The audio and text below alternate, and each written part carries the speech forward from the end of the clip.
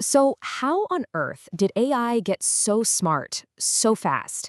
It feels like in just the last few years, we've gone from machines that could barely tell a cat from a dog to AI that can create incredible art or even drive a car. Well, the key breakthrough wasn't just about having more data or faster computers. No, it was something much more fundamental. It was a complete shift in how machines learn to see the world. You see, for the longest time, AI's potential was just stuck. It was stuck behind this massive bottleneck. And as some of the pioneers in the field, like Bengio and his colleagues, pointed out, it all came down to one thing: how you represent the data. Put simply, how do you describe the world to a machine? For decades, that description had to be painstaking, manually handcrafted by a human. And this old way of doing things, it was the single biggest roadblock holding AI back for decades. Let's really dive into what that looked like, this handcrafted problem. Okay, imagine you're trying to teach a computer to recognize an apple. In the old days, you couldn't just show it a million pictures of apples and say, go for it. Oh no. You, a human expert, had to sit down and manually define the features of an apple. You'd literally have to write code to tell it what roundness is, what range of colors counts as redness, and what a stem shape looks like. And this right here was the core weakness of the whole approach. This feature engineering, as it was called, was just incredibly slow and, honestly, super brittle.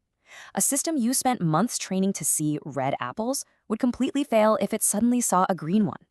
And even worse, you needed a new expert to build new features for every single problem. You need an Apple expert, then a car expert, then a medical scan expert. It couldn't scale. So what was the solution? Well, the breakthrough idea was, what if we stopped telling the machine what to look for? What if instead we could let it figure that out for itself? And that brings us to the core concept of this whole thing: representation learning. The idea is, instead of engineers handcrafting all those features, the machine itself learns the most useful ways to represent the data. By just looking at millions of examples, it automatically discovers the patterns, the features that actually matter for a task. This was an absolutely monumental shift. We went from human instruction to machine discovery. It's the classic difference between giving someone a fish and teaching them how to fish. We stopped giving the AI all the answers and instead gave it the ability to learn for itself. And that was a massive, massive leap in both its autonomy and its power. But why is this new approach so incredibly effective? What's the secret sauce? The magic, it turns out, is in the power of abstraction, this idea of building up knowledge in layers. Think about how we learn to see. We don't start out recognizing faces, right? We start with the raw input, just pixels of light and color. From there, our brains learn to pick out simple things, like edges and curves. Then we learn to combine those into more complex parts, like an eye or a nose. And finally, we assemble those parts to recognize a whole face. Well, it turns out AI now learns in pretty much the same way, building up this hierarchy of understanding.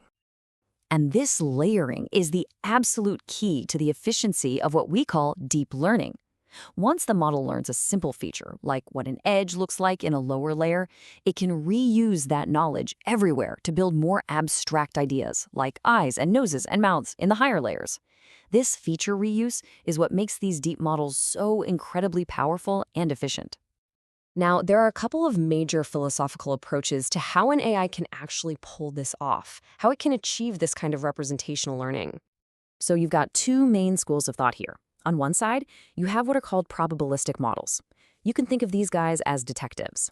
They look at the data and they try to figure out the hidden causes, the latent variables that could have created what they're seeing. On the other side, you have autoencoders. They're more like expert artists or forgers. They learn by trying to make a perfect, tiny sketch of the data, compressing it down to its absolute essence, and then reconstructing the full picture from that tiny sketch alone. Both paths, it turns out, lead to really powerful representations. Okay, so that's the theory. Does this stuff actually work in the real world? Oh yeah, absolutely. This breakthrough didn't just work, it unleashed a complete cascade of success across tons of different fields. Let's just take speech recognition. On a really tough benchmark, the best systems had an error rate of over 27%. Then deep learning models came along, using representation learning, and they just slashed that number down to 18.5%.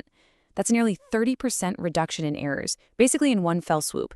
That's a huge leap forward you can literally hear every time you talk to your phone or a smart speaker. But the real shot heard around the world for AI came in 2012 at the famous ImageNet competition. This is like the Olympics for computer vision. For years, progress had been pretty slow, with the best models stuck with an error rate of over 26%. And then, one team came in using a deep learning model and got this, 15.3%. I mean, they didn't just inch past the competition, they absolutely shattered the record.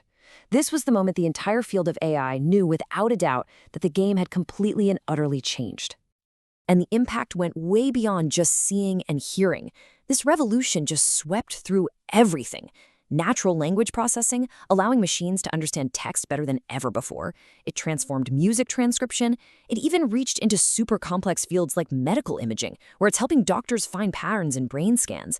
The ability for a machine to learn from raw data just proved to be this universally powerful tool. So what's next? Where does AI go from here? Well, the next great challenge is moving beyond simple recognition to something more like true understanding. Researchers now are focused on a much harder problem, disentanglement. So it's not enough for an AI to see a photo and just say, that's a metal sphere. The real goal is for it to understand why it looks the way it does, to be able to separate out all the different factors, like the object's actual shape, what it's made of, the angle of the light, and the shadows it's casting. And that's the key question that's driving the next wave of AI research. Can we move beyond simple labels to a deep, causal understanding of the world? I mean, can an AI learn not just to see what's in a photo, but to truly understand the complex dance of light and shadow and form that created it in the first place? Solving this won't just make AI smarter, it's going to bring it one step closer to perceiving the world in the same rich, nuanced way that we do.